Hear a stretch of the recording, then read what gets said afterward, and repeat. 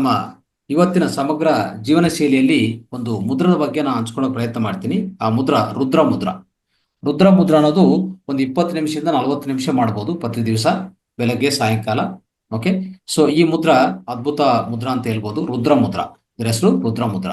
ಹೇಗೆ ಮಾಡೋದು ನೋಡ್ಕೊಳ್ಳಿ. ಇಲ್ಲಿ ಈ ಹೆಬ್ಬೆರಳು ಮತ್ತೆ ಉಂಗುರ ಬೆರಳು, ತೋರು ಬೆರಳು, ಈ ಮೂರನ್ನು ಟಚ್ ಮಾಡ್ಕೋಬೇಕು. ಇದು ಮಧ್ಯ ಬೆರಳು, ಕಿರು ಬೆರಳು ಸ್ಟ್ರೈಟ್ ಆಗಿ ಇಟ್ಕೋಬೇಕು.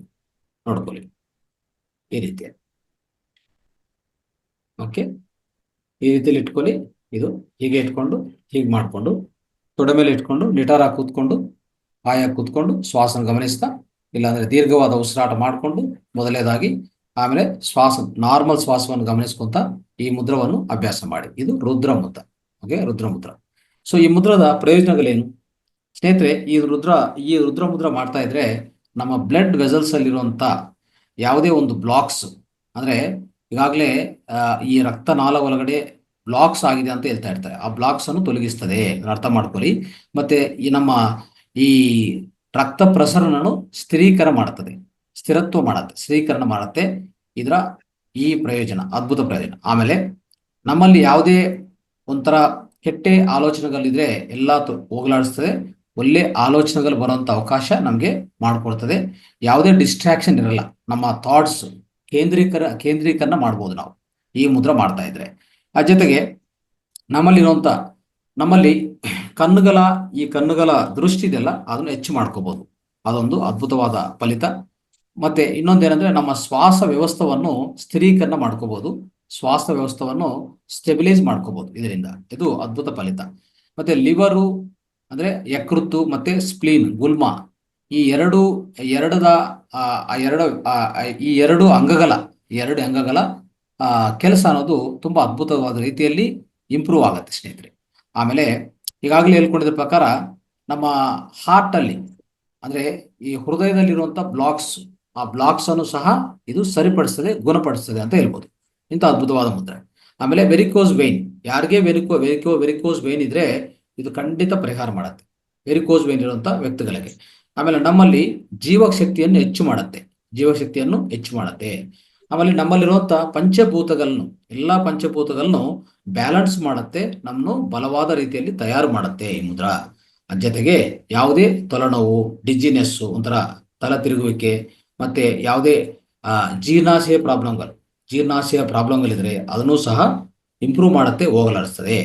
ಆ ಜೊತೆಗೆ ಹೆರ್ನಿಯಾ ಅಂತ ವ್ಯಾಧಿಗಳಿರುವಂಥ ವ್ಯಕ್ತಿಗಳು, ಮತ್ತೆ ಗರ್ಭಾಶಯ ತೊಂದರೆಗಳು ಯಾವುದೇ ಇದ್ರೆ ಅಂತ ವ್ಯಾಧಿಗಳನ್ನು ಸಹ ಇದು ಹೋಗಲಾಡಿಸ್ತದೆ ಅಂತ ಹೇಳ್ಬೋದು ಸ್ನೇಹಿತರೆ. ಆಮೇಲೆ ಇನ್ನೊಂದು ಅದ್ಭುತ ಪ್ರಯೋಜನ ಏನಪ್ಪಾ ಅಂತಂದ್ರೆ, ನಮ್ಮ ಸೋಲಾರ್ ಪ್ಲೆಕ್ಸಸ್ ಅಂದ್ರೆ ನಾಭಿ ಚಕ್ರ ಏನಿದೆಯೋ,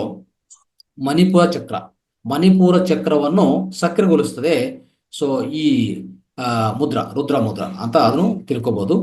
ಸೊ ಅದೇ ರೀತಿಯಲ್ಲಿ ನಮ್ಮಲ್ಲಿ ವಿಲ್ ಪವರ್ ಅನ್ನು ಮತ್ತೆ ಆತ್ಮಸ್ಥೈರ್ಯವನ್ನು, ಇಲ್ಲ ಹೇಳ್ಬೇಕಂದ್ರೆ ಆತ್ಮವಿಶ್ವಾಸವನ್ನು ಹೆಚ್ಚು ಮಾಡುವಂತ ಅವಕಾಶ ಈ ಮುದ್ರಕ್ಕಿದೆ. ಯಾವುದೇ ಇನ್ನೊಂದೇನಂದ್ರೆ, ನಾವು ಸ್ವಲ್ಪ ಅಭ್ಯಾಸಗಳಿಗೂ ಒಳಗಾಗಿರ್ತೀವಿ.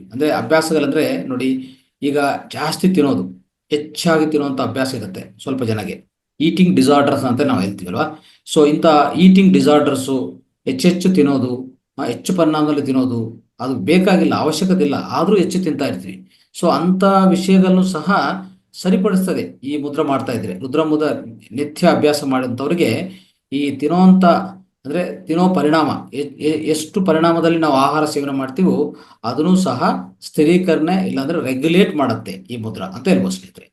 ಆಮೇಲೆ ಇನ್ನೊಂದು, ಈಗಾಗಲೇ ಹೇಳ್ಕೊಂಡಿದ್ದು, ನಮ್ಮ ಕಣ್ಣಿನ ದೃಷ್ಟಿ ಚೆನ್ನಾಗಿ ಮಾಡ್ತಾ ಬರ್ತದೆ, ಆ ರೀತಿಯಲ್ಲಿ ಹೇಳ್ಬೋದು.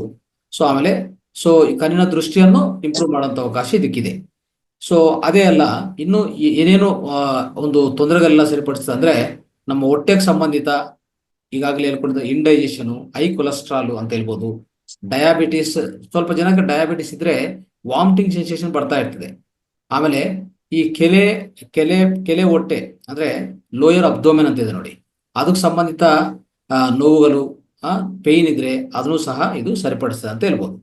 ಸೊ ಕೊನೆಯದಾಗಿ ತಿಳ್ಕೊಂಡಕ್ಕೆ ಹೋದ್ರೆ ಸ್ನೇಹಿತರೆ, ಈ ಮುದ್ರೆ ಅದ್ಭುತವಾದ ರೀತಿಯಲ್ಲಿ ಈ ರಕ್ತಹೀನತೆ low blood pressure, low BP ಅಂತ ಇದೆಯಲ್ಲ, ಅದಕ್ಕೂ ತುಂಬಾ ಸಹಾಯ ಮಾಡುತ್ತೆ. ಅದನ್ನು ಸರಿಪಡಿಸುವಂತ ಅವಕಾಶ ಈ ಮುದ್ರೆ ನಮಗೂ ಅದರಲ್ಲಿ ಸಹಾಯ ಮಾಡುತ್ತೆ. ಕೊನೆಯದಾಗಿ ನಮ್ಮಲ್ಲಿರುವಂತ ಹೆಚ್ಚು ಕೊಬ್ಬು ಪದಾರ್ಥ ಇದ್ರೆ ಆ ಕೊಬ್ಬು ಪದಾರ್ಥವನ್ನು ಕರಗಿಸಕ್ಕೆ ಈ ಮುದ್ರ ಉಪಯೋಗಿಸ್ಕೋಬಹುದು ಅಂತ ಹೇಳ್ತಾ, ಸೊ ಇಂಥ ಅದ್ಭುತವಾದ ಈ ರುದ್ರ ಮುದ್ರವನ್ನು ಪ್ರತಿ ದಿವಸ ಪ್ರಾಕ್ಟೀಸ್ ಮಾಡಕ್ಕೆ ಪ್ರಯತ್ನ ಮಾಡೋಣ.